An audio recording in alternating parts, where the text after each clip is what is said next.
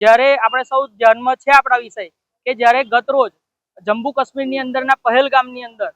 જ્યારે આતંકી હુમલો કરવામાં આવ્યો છે, જ્યારે કાશ્મીર ડેવલપમેન્ટ થઈ રહ્યું છે, 370ની કલમ હટાવ્યા બાદ જ્યારે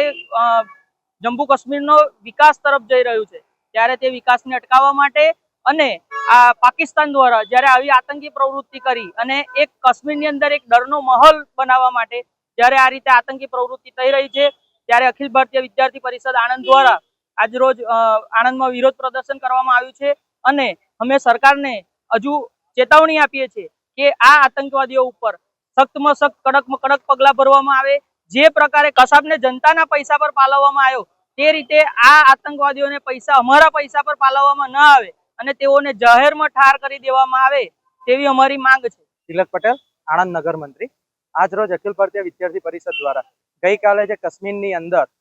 જે આતંકવાદીઓ દ્વારા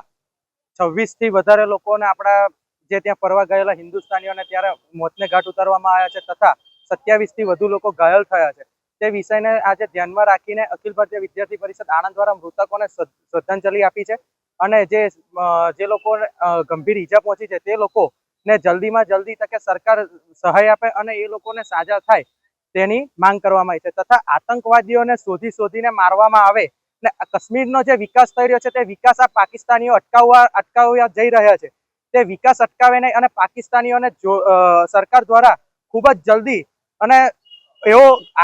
ઉગ્રતાથી જવાબ આપવામાં આવે તેવી અખિલ ભારતીય વિદ્યાર્થી પરિષદ આણંદ તરફથી માંગ કરવામાં આવી છે।